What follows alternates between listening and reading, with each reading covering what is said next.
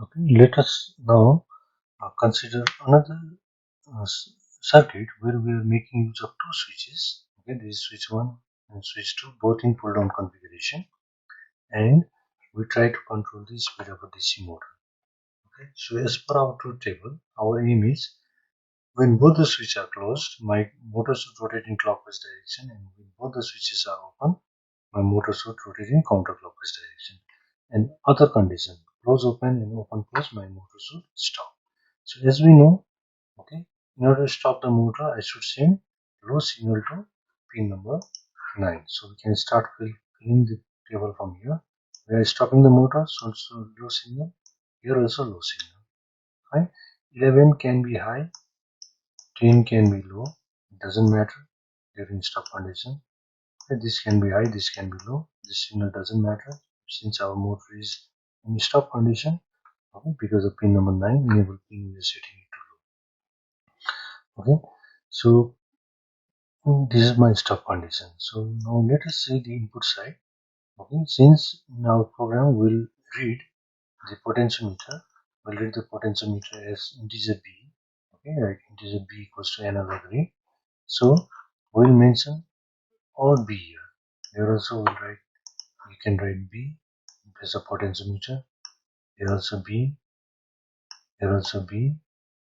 Here also b. Okay, all the values of potentiometer we are storing in variable b. Now let us see the condition at A0. So for that we'll see just switch number 1 and A0. So switch number 1, your condition is closed. So when you close this switch, A0 will be high. Fine. So I am writing high here. Now switch is open here. My A0 will be low. Switch is closed here. My A0 will be high. Okay. Switch is open here. My A0 will be low. Fine. Similarly in A1 and switch 2 will see. When I close the switch again, A1, okay, this is not A1. A1 is we have connected potentiometer. Fine. So A1 will be again B. Okay, A1 will be B. Value at A1 will be B. Here also will write B. Let's check A5 now. A5. Fine. A5 is connected to switch 2. Okay, so when this switch is closed, when switch number 2 is closed, we'll get high signal at A5. So high signal at A5. When switch is open, we get low signal at A5. Again here open condition. Okay, so we'll get a low signal, and this close condition will get a high signal at A5. Right? So this way we can fill the input side truth table. At the output side, since we are rotating the motor in clockwise direction, we know we have to send high signal to pin number 11. Okay, so watch previous video. Okay, then only you will be able to understand. 11 should be high, 10 should be low, and in 9 we have to send the converted value, 8-bit conversion, that is B divided by 4. Okay, this will control our speed in clockwise direction.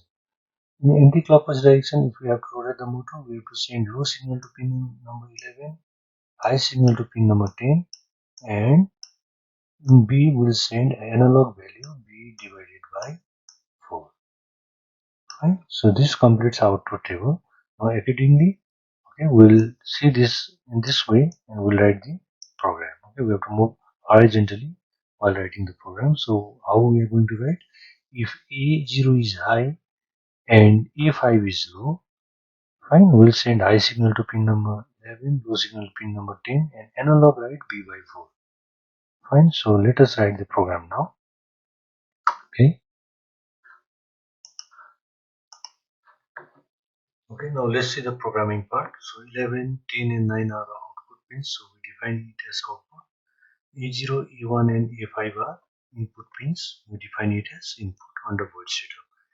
In A0 and A5, we have connected the switch, so we'll read that as int A equals to digital read A0 and int C. Okay, because B as we have already used for potentiometer, so we use variable C for A5 switch 2. Okay, so from here, from the truth table, now we'll write the program. If A is high, A0 is high and A5 is high, we have to send high signal to pin number 11, low signal to pin number 10, and V by 4 to pin number 9 in order to rotate the motor in clockwise direction. Similarly, when both the switches are open, A0 and A5 will be low. So if A is low and A5 is low, we will send low signal to pin number 11, high signal to pin number 10, and a PWM wave to pin number 9 in order to control the speed in clockwise direction. Rest to condition, we have to stop the motor. So we'll just send digital write 9 low and digital write 9 low, irrespective of any signal in pin number 11 and 10. That doesn't matter. Fine. So let us compile this program and see the output. Okay. So since let's run this circuit. Okay. See, let us see the first condition. Okay, that both the switches are closed. So let us close both the switches. Both the switches are closed. Our motor is rotating in clockwise direction, and we can control the speed using this potentiometer. As I move potentiometer to the lower end, my speed is being reduced. As I move the potentiometer to the higher end, my speed is being increased. Right? So this way you can control the speed in clockwise direction. For anti-clockwise direction, we have both the switches open.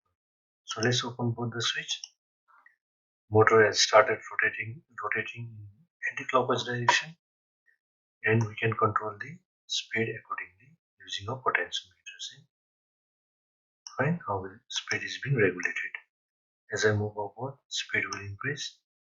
As I move the lower end, my speed is being decreased.